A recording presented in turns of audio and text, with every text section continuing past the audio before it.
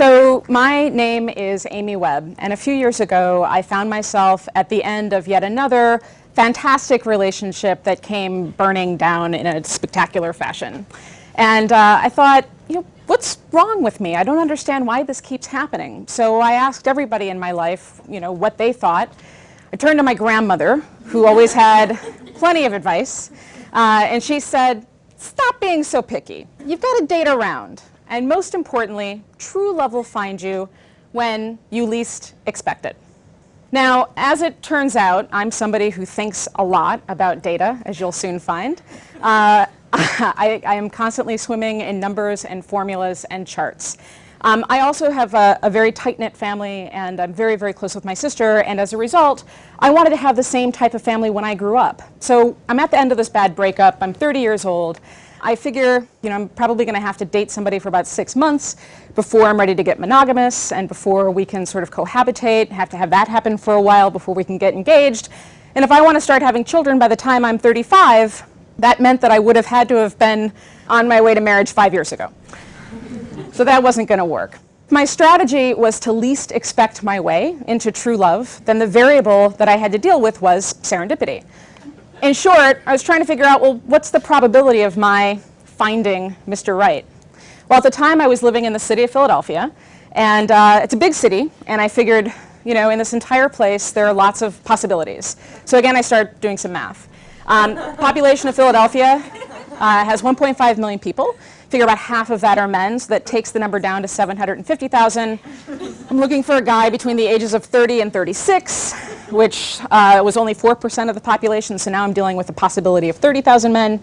I was looking for somebody who was Jewish, because that's what I am, and it was important to me. It's only 2.3% of the population. I figure I'm attracted to maybe 1 out of 10 of those men, and there was no way I was going to deal with somebody who was an avid golfer. So that basically meant there were 35 men for me that I could possibly date in the entire city of Philadelphia. In the meantime, my very large Jewish family was already all married and well on their way to having lots and lots of children, and I felt like I was under tremendous peer pressure to get my life going already. So if I have 2 possible strategies at this point, I'm sort of figuring out. One, I can take my grandmother's advice and sort of least expect my way into maybe bumping into the 1 out of 35 possible men in the entire 1.5 million person city of Philadelphia, or I could try online dating.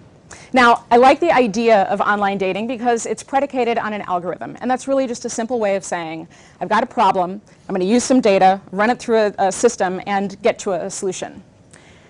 So online dating is the second most popular way that people now meet each other, but as it turns out, algorithms have been around for thousands of years in almost every culture. In fact, in Judaism, there were matchmakers a long time ago, and though they didn't have an explicit algorithm per se, they definitely were running through formulas in their heads, like, is the girl going to like the boy? Are the families going to get along? What's the rabbi going to say? Are they going to start having children right away?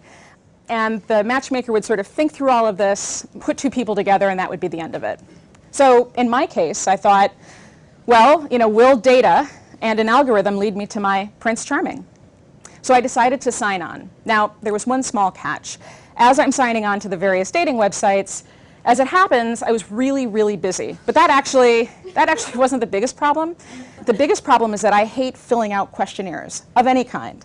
And I certainly don't like questionnaires that are like Cosmo quizzes. So I just copied and pasted from my resume.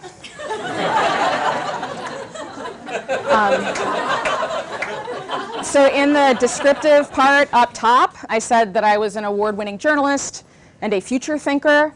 When I was asked about fun activities and like my ideal date, I said monetization and fluency in Japanese. I talked a lot about JavaScript. So obviously, this was not the best way to put my most sexy foot forward. But the real failure was that there were plenty of men for me to date. These algorithms had a sea full of men that wanted to take me out on lots of dates, what turned out to be truly awful dates. There was this guy, Steve, the IT guy. The algorithm matched us up because we share a love of gadgets, we share a love of math and data, and 80s music. And so I agreed to go out with him. So Steve, the IT guy, invited me out to one of Philadelphia's white tablecloth, extremely expensive restaurants. And we went in, and right off the bat, our conversation really wasn't sort of taking flight. But he was ordering a lot of food. In fact, he didn't even bother looking at the menu. He was ordering multiple appetizers, multiple entrees for me as well. And suddenly there are piles and piles of food on our table, also lots and lots of bottles of wine. So we're nearing the end of our conversation and the end of dinner, and I've decided Steve, the IT guy, and I are really just not meant for each other, but we'll part ways as friends. When he gets up to go to the bathroom. And in the meantime, the bill comes to our table.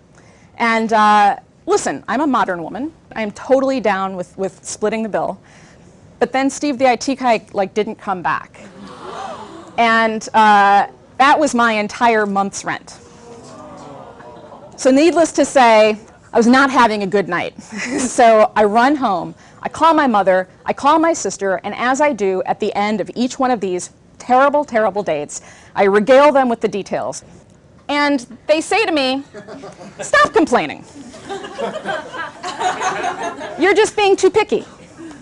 So I said, fine. From here on out, I'm only going on dates where I know that there's Wi-Fi, and I'm bringing my laptop. I'm going to shove it into my bag, and I'm going to have this email template, and I'm going to fill it out and collect information on all these different data points during the date to prove to everybody that empirically these dates really are terrible. So I started tracking things like really stupid, awkward sexual remarks, bad vocabulary, the number of times a man forced me to high-five him. So I started to crunch some numbers, and that allowed me to make some correlations. So as it turns out, for some reason, men who drink scotch reference kinky sex immediately. Well, it turns out that these probably weren't bad guys. They were just bad for me. And as it happens, the algorithms that were setting us up, they weren't bad either. These algorithms were doing exactly what they were designed to do, which was to take our user-generated information, in my case, my resume, and match it up with other people's information. See, the real problem here is that while the algorithms work just fine, you and I don't when confronted with blank windows where we're supposed to input our information online. Very few of us have the ability to be totally and brutally honest with ourselves. The other problem is that these websites are asking us questions like, are you a dog person or a cat person? Do you like horror films or romance films? I'm not looking for a pen pal, I'm looking for a husband, right? So there's a certain amount of superficiality in that data. So I said, fine, I've got a new plan. I'm going to keep using these online dating sites, but I'm going to treat them as databases. And rather than waiting for an algorithm to set me up, I think I'm going to try reverse engineering this entire system. So knowing that there was superficial data that was being used to match me up with other people, I decided instead to ask my own questions. What was every single possible thing that I could think of that I was looking for in a mate? So I started writing, and writing, and writing. And at the end, I had amassed 72 different data points. I wanted somebody who was Jew-ish, so I was looking for somebody who had the same background and thoughts on our culture, but wasn't going to force me to go to shul every Friday and Saturday. I wanted somebody who worked hard, because work for me is extremely important, but not too hard. For me, the hobbies that I have are really just new work projects that I've launched. I also wanted somebody who not only wanted 2 children, but was going to have the same attitude toward parenting that I do. So somebody who was going to be totally okay with forcing our child to start taking piano lessons at age 3, and also maybe computer science classes if we could wrangle it. So things like that, but I also wanted somebody who would go to far-flung exotic places like Petra, Jordan. I also wanted somebody who would weigh 20 pounds more than me at all times, regardless of what I weighed. So I now have these 72 different data points, which, to be fair, is a lot. So what I did was I went through and I prioritized that list. I broke it into a top tier and a second tier of points. And I ranked everything starting at 100 and going all the way down to 91, and listing things like I was looking for somebody who was really smart, who would challenge and stimulate me, and balancing that with a second tier and a second set of points. These things were also important to me, but not necessarily deal breakers. So once I had all this done, I then built a scoring system because, What I wanted to do was to sort of mathematically calculate whether or not I thought the guy that I found online would be a match with me. I figured there'd be a minimum of 700 points before I would agree to email somebody or respond to an email message. For 900 points, I'd agree to go out on a date, and I wouldn't even consider any kind of relationship before somebody had crossed the 1,500 point threshold. Well, as it turns out, this worked pretty well. So I go back online now. I found Jewish Doc 57, who's incredibly good looking, incredibly well spoken. He had hiked Mount Fuji. He had walked along the Great Wall. He likes to travel as long as it doesn't involve a cruise ship, right? And I thought, I've done it. I've cracked the code. I have just found the Jewish Prince Charming of my family's dreams. There was only one problem. He didn't like me back. And I guess the one variable that I haven't considered is the competition. Who are all of the other women on these dating sites? I found Smiley Girl 1978. She said she was a fun girl who is happy and outgoing. She listed her job as teacher. She said she is silly, nice, and friendly. She likes to make people laugh a lot. At this moment, I knew, clicking after profile after profile after profile that looked like this, that I needed to do some market research. So I created 10 fake male profiles. Now, before I lose all of you, all right, understand that I did this strictly to gather data about everybody else in the system. I didn't carry on crazy catfish-style relationships with anybody. I really was just scraping their data. But I didn't want everybody's data. I only wanted data on the women who were going to be attracted to the type of man that I really, really wanted to marry. When I released these men into the wild, I did follow some rules. So I didn't reach out to any woman first. I just waited to see who these profiles were going to attract. And mainly what I was looking at was two different data sets. So I was looking at qualitative data. So what was the humor, the tone, the voice, the communication style that these women shared in common, and also quantitative data. So what was the average length of their profile? How much time was spent between messages? What I was trying to get at here was that I figured in person, I would be just as competitive as a Smiley Girl 1978. I wanted to figure out how to maximize my own profile online. Well, 1 month later, I had a lot of data, and I was able to do another analysis. And as it turns out, content matters a lot. So smart people tend to write a lot. 3,000, 4,000, 5,000 words about themselves, which may all be very, very interesting. The challenge here, though, is that the popular men and women are sticking to 97 words on average that are written very, very well, even though it may not seem like it all the time. The other sort of hallmark of the people who do this well is that they're using non-specific language. So in my case, The English Patient is my most favorite movie ever. But it doesn't work to use that in a profile because that's a superficial data point, and somebody may disagree with me and decide they don't want to go out with me because they didn't like sitting through the 3-hour movie. Also, optimistic language matters a lot. So this is a word cloud highlighting the most popular words that were used by the most popular women, words like fun and girl and love. And what I realized was not that I had to dumb down my own profile. Remember, I'm somebody who said that I speak fluent Japanese and I know, JavaScript, and I was okay with that.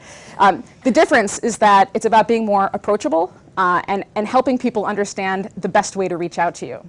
And as it turns out, timing is also really, really important. Just because you have access to somebody's mobile phone number or their instant message account and it's 2 o'clock in the morning and you happen to be awake, doesn't mean that that's a good time to communicate with those people. The popular women on these online sites spent an average of 23 hours in between each communication.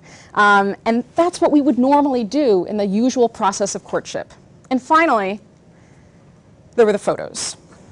All of the women who were popular showed some skin. They all looked really great, which turned out to be in sharp contrast to what I had uploaded.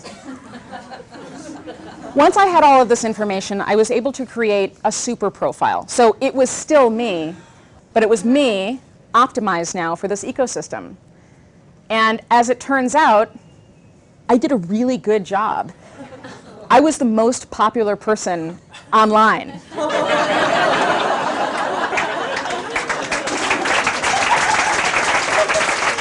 And as it turns out, lots and lots of men wanted to date me. So I call my mom, I call my sister, I call my grandmother. I'm telling them about this fabulous news. And they say, this is wonderful. How soon are you going out? And I said, well, actually, I'm not going to go out with anybody.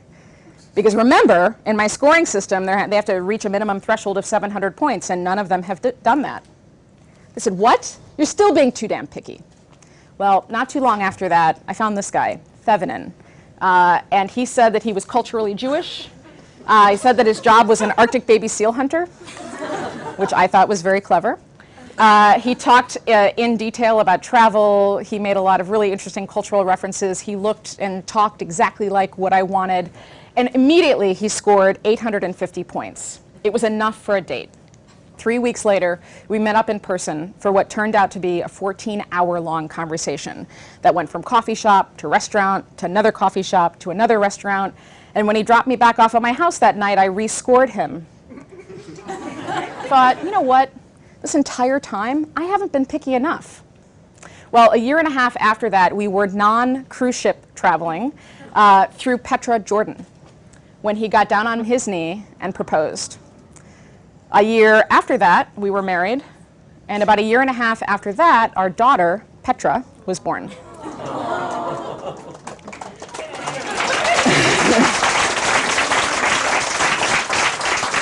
Obviously, I'm having a fabulous life. So the question is, what does all of this mean for you? Well, as it turns out, there is an algorithm for love. It's just not the ones that we're being presented with online.